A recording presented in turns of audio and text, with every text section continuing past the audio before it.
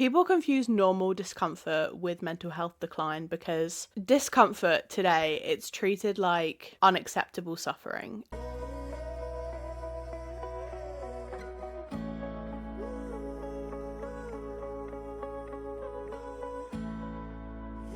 Hello everyone, welcome back to your regularly scheduled self-reflection. I'm Tash and this is Things We Say in Therapy, a place to feel seen, learn some psychology and self-reflect on some hard truths to improve your mental health. Today's topic is a bit of a heavy one for me. Since recovering from my years of struggling with my mental health, I've become scared of uncomfortable emotions. I'm constantly worried that I'm going to enter a relapse with my mental health, and I struggle to tell the difference between a normal, uncomfortable emotion and my mental health declining again. When I'm in a state of discomfort, I tend to think that the worst possible case scenario is coming true and my mental health is declining again, out of my control. And I've struggled to accept and learn how to deal with uncomfortable emotions and the discomfort that comes along with them and know that it is just a temporary feeling. And so I thought it might be a good subject to talk upon. I don't really hear about people talking about this much, so I don't know, it may find some people who feel similarly. So today's topic is going to be about learning the difference between experiencing a normal emotion and a real mental health decline. Stay until the end to learn warning signs of escalation, and when to seek help, when to tell somebody, when to talk about it, but also how to sit with these uncomfortable emotions and reassurance that it is normal and how to tell the difference. Emotions fluctuate, moods dip and change, as I'm sure you know. So, like I said, I've struggled tremendously throughout my teens and my early 20s with my mental health. To be transparent, I struggled with periods of depression, major depression, severe anxiety. And to be honest, I think that's what partly qualifies me to have this platform because of what I've been through. But the reason I want to talk about this is because I really struggle, since my mental health has become more manageable, to distinguish between whether my mental health is actually declining again or whether I'm just experiencing a normal human emotion. And it can be really hard to tell the difference in the moment. But as humans, we get emotional blindness because we constantly live in our heads and we do the same things, every day, and we get into our routines. And once you've done something for long enough, it just becomes normal. It becomes your baseline. And you can go into things like functional decline, where you are still able to do your daily tasks. You're still able to go about your day, but your mental state is just worse. A lot of the time it's not visible to other people. And when everything around you is the same, and you're going around and doing the same thing, it can be really hard to tell when your mental health is declining. So the basic premise is that normal emotions are moments-based and mental decline is patterns-based. So noticing whether there are specific events going on in your life where it would be rational to be experiencing upset or distress. But then a mental health decline would be an extended period of feeling those feelings, but without a consistent or rational explanation for those feelings. That doesn't mean they're not valid, but there's no reason for it in that moment, if that makes sense. So I'm just going to rattle off the diagnostic statistical manual criteria for depression, just so we have a baseline definition. So you have to meet 5 or more of these set criteria in a 2-week period or longer, and one of the symptoms has to be depressed mood or loss of interest or pleasure. The others are changes in weight, changes in appetite, sleep disturbances, psychomotor changes, fatigue, feelings of worthlessness or guilt, difficulty concentrating, and recurrent thoughts of death or suicide. But despite the science, being in your own head, it can still be difficult to tell the difference because, you're not going to constantly be thinking like, oh, have I had disinterest in the last 2 weeks? Like it's not always going to be that cut and clear. So one of the main things to learn here is that there are natural ups and downs in life that are completely normal. Those vary in degree and severity, but our nervous systems naturally fluctuate in state.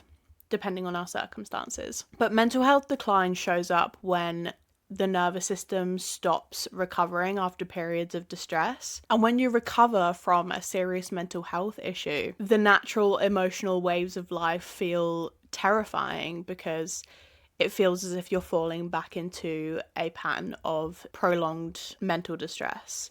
When in actuality, it might just be in response to something, a trigger or a wave in hormones, especially for women to do with your cycle. But emotions are fluid and they're context driven. Sadness, anger, irritability, they're all a normal response to life stresses. And it's really important to come to terms with the fact that uncomfortable emotions are part of a happy and fulfilling life too. They're part of recovery. Learning to sit with uncomfortable emotions is one of the main things in mental health recovery. There is no way you will ever escape those emotions, but that is not as scary of a statement as it seems, because when you're deep in mental health struggles, you're doing everything you possibly can to avoid those emotions because it's so painful. But once you recover, those emotions, they get a lot easier to deal with because you've learnt to deal with the discomfort of them. It isn't the threat that your body is telling you that it is. But then again, ignoring persistent low mood and anxiety is not brave and it's not strong. It's incredibly risky. If you're showing persistent, disproportionate patterns to events and your functioning is impacted, it is so important to recognize that and tell somebody or do something about it. Part of emotional intelligence is knowing when these signs are showing up that are not normal. It's incredibly important to know whether your reaction is proportionate to the circumstances. Some common examples might be a normal reaction to a breakup would be feeling sad and isolating for a few days, but mental health decline would be feeling numb, feeling hopeless, unable to function for weeks at a time, and losing interest in your own life. But mental health decline, it isn't always that drastic. It is relevant to you and your personality. So here are some subtle, quiet, creeping signs that we often overlook. This could be a prolonged reduced capacity emotionally and physically. You're doing the same daily tasks that you do, but they feel a lot harder. You're coping and you're adopting various coping mechanisms, but it's draining you instead of stabilizing you. The second one is the emotional fluidity. So if your emotions and your mood is switching and changing, sometimes it really is really hitting you hard, and then a couple of hours later you're managing a laugh and a smile. This is normal, but decline is having the same emotional heaviness, having that same heavy weight on you consistently and not being able to pick yourself up. Number 3 is losing interest in the things that usually give you a dopamine hit. Not in terms of burnout, in terms of depletion. Everything just feels harder.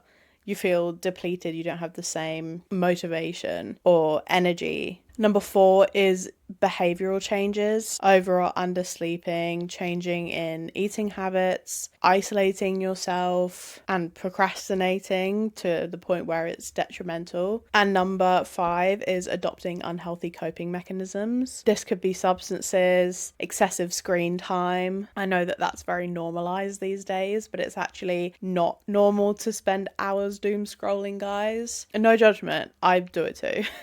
Forcing yourself to sleep. I've heard so many people that I know who've gone through depression forcing themselves to sleep because they just don't want to deal with life. That is a common one. And excessive isolation, not seeing anybody, not texting anybody, not telling anybody what you're going through. Next week, I'll be doing an episode on normalized dysfunction, which kind of fits in here. If you're in a certain place for long enough, certain circumstances for long enough, it just becomes normal to you. You adapt to the dysfunction and the toxicity, and you mistake it for being your normal. And so therefore you don't even think about, let alone try and change yourself or the circumstances. So if you're adopting these unhealthy coping mechanisms because you're in this place for long enough, you eventually just think that it's your normal without realizing that there is capacity for change. And that's the kind of cognitive distortion I'm talking about, because you can't objectively see where things have changed because you're the one who's in it. And while we're in it, it's very common to tell ourselves stories and make things up to convince ourselves that the situation that we're in is okay when it's not. If you're having to make excuses for the way you're acting, for the way you're feeling, then there is most likely a bigger problem at hand that you need to address. Excuses signal that you're suppressing something, a deeper need. That is the hard truth of it. Making excuses to yourself, it can sound like it's just a rough patch, I'm just tired, everyone feels like this. If you're not happy, no, everyone does not feel like that. Don't let people convince you into not addressing your problems. They're convincing you of that because they're not addressing theirs. Saying things like, I don't want to be dramatic, that's a huge one, because we're convinced that we're making a big deal out of things when we haven't dealt with mental health struggles before, and other people have it worse. That is a big one that I actually addressed in last week's episode. Just because other people have it worse, just because we're exposed every day to things online where people are objectively having a worse time than us, that doesn't mean that our own needs are not important. That doesn't mean that you can't prioritize yourself. Minimizing your pain does not make it go away, and it does not make you strong,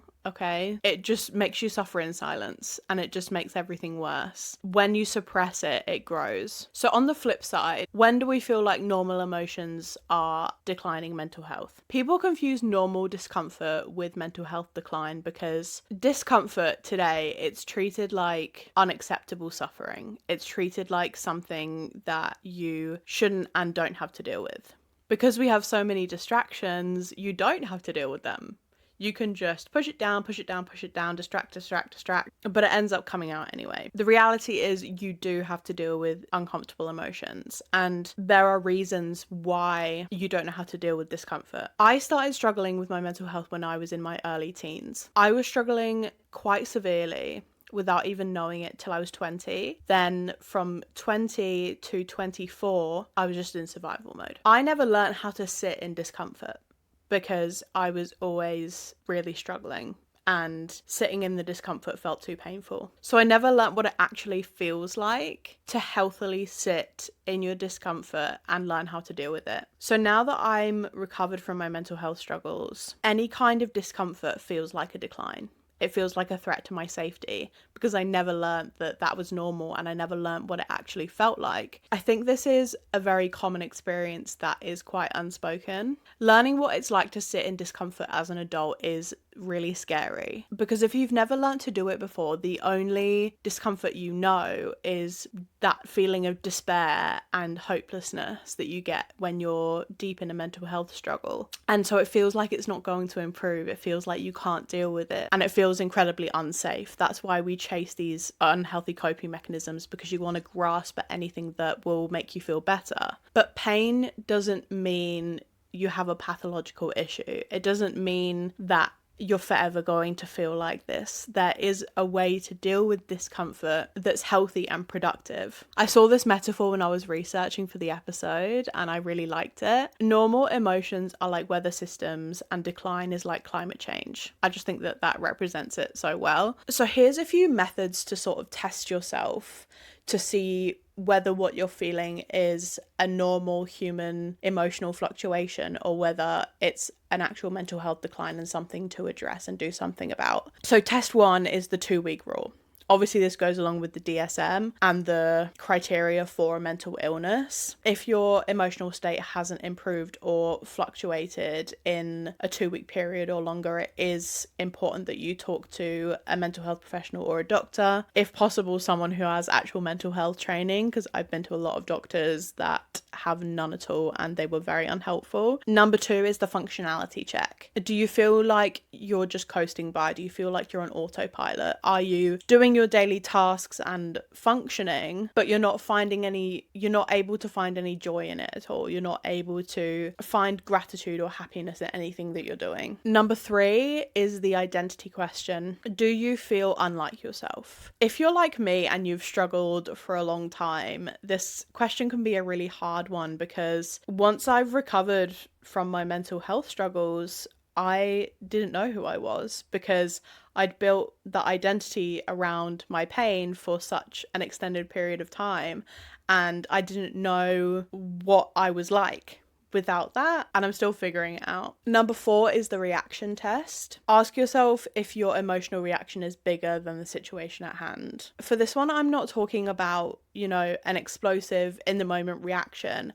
I'm talking about, is it affecting you longer than it should be? To help with this one, it can be helpful to speak to someone that you trust, someone that's a safe person, about how you're feeling about the situation, because it can be handy to get an objective external perspective from someone that loves you. But if you don't feel like you can speak to anyone who's close to you, I have international mental health resources in the description of the episode. And number 5 is, would I tell a friend that this is fine?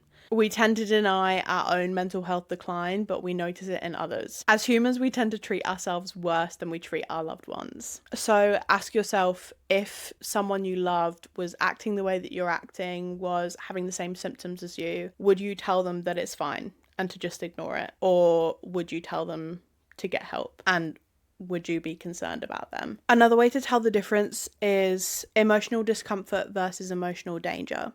So normal emotional discomfort is responsive to support from your loved ones. It has context to it. There's certain circumstances or certain things that have happened that have made you feel this way. It shifts and fluctuates over time, and it doesn't isolate you from your life. But actual mental health decline no longer has context. It's not proportionate to anything that's happened in the past. It's persistent. It's resistant to coping. You're adopting those unhealthy coping mechanisms, and it makes your daily life feel like an uphill battle. Listen to my most recent podcast episode on modern burnout in 2025. I speak on how daily living can affect you so much that it causes burnout because of the circumstances that we've been put in 2025, and it's not normalized to feel that way. Know that this is absolutely true, and even though it's normal life stuff that is making you feel this way, it is still important to get help. Even though it's not your fault that you're reaching burnout, even though it's not your fault that you've reached a mental health decline because of normal daily living requirements, that doesn't make your suffering invalid. Just because people don't normalize feeling burnt out from just trying to live your life, from just existing, from the stuff that we have to do just to survive, that doesn't make your suffering not valid. There's a reason that you feel this way. Pain is subjective and different things affect people differently. Remember that. Another key question to ask is whether the feeling, the emotion is teaching you something or it's taking something from you. Normal emotions teach you things like where your boundaries have been broken, what you care about, or unmet needs. This is why we say that reactions are a mirror, because you can learn from your emotions. But a mental health decline, it takes your energy, it takes your functioning, your motivation, your ability to be there for the people around you, because you've got so much spent up energy on your own mental state, which is okay. It takes enjoyment, and it steals from your connection with your loved ones. It's harder to connect with the people that you love. At the end of 2024, I had this shift where I realized that my emotions weren't there to punish me.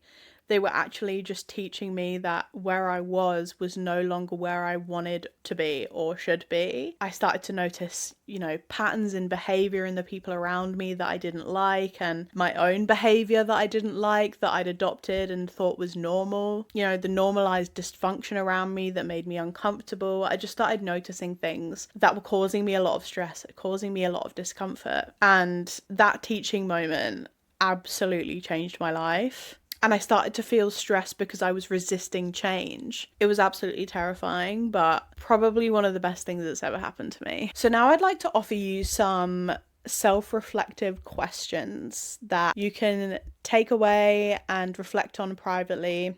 You grab a pen and you could use them as journal prompts or just ponder on them whenever you like. So here are some questions on how to differentiate a normal emotion from a mental health decline. Number 1, is this feeling connected to a clear event or situation, or is it happening without context? Number 2, has this emotion changed the way I function? Number 3, is this feeling teaching me something, or is it draining me? Number 4, have my habits or behaviours changed in a noticeable way? Number 5, would the people closest to me say I seem off lately? Number 6, am I trying to manage this alone because I don't want it to be a real problem? And number 7, if I'm honest, has this become my new normal? The next 4 questions are a bit more about shadow work, really peeling off those layers and getting deep into that self-reflection. Number 1, what emotion am I avoiding by labeling everything as a mental health decline? This question is kind of a jump starter into realizing when you're catastrophizing a normal emotion and just labeling it as a mental health decline because of the fear of relapsing. Instead of blaming your current feelings on a relapse or on a mental health decline, try and figure out what you're actually feeling and address the actual discomfort at hand. Number 2, what emotion am I minimizing because I'm scared it might be a mental health decline? Number 3, what part of me feels threatened by admitting I'm struggling? And number 4, what part of me feels threatened by admitting I'm actually fine? I feel like that last one could be a good one for uncovering whether you've latched onto the identity that you've built around your pain. Are you potentially scared to let it go? When addressing this, it is so important, as always, to stay compassionate towards yourself and towards other people. When you're struggling with mental health, it can be very turbulent. Not everyone's going to understand what you're going through, and it's important to recognize that and stay compassionate with people who are treating you with respect. Emotions are extremely complicated. Learning to sit with discomfort is extremely scary. A mental health decline is not a failure. If you are really struggling and you have struggled in the past and it's a relapse for you, or you're just going through a rough time right now, it is not a failure and it is not weakness to admit that you're struggling. It's important to reflect on your emotional patterns so you can grow and learn from them and try and understand what they're teaching you. Like I said, there are international resources, I think, for most countries in the description of this episode. If you need to talk to somebody, please do not go through this alone. Stay curious about what's going on in your mind rather than fearful of your emotions. That mindset shift can do wonders for you. I hope you got something valuable from this episode, and I hope that it helped anyone who is struggling to distinguish between normal emotions and a mental health decline. Send this to somebody who might be struggling with this right now, and be sure to subscribe, like, follow on whatever platform you're watching or listening to this on. If you've made it this far, I'm so happy you're here. Thank you so much for listening. I'll be back next Monday with an episode on normalized dysfunction. I think that episode will be really informative. And don't forget to catch my snack size deep dive episode on Thursday. This is just a mini deep dive into relevant mental health topics that I think could use addressing with self-compassion and to encourage self-reflection. Yeah. So I will see you next time. As always, be kind to yourself and be kind to others. Thank you and goodbye.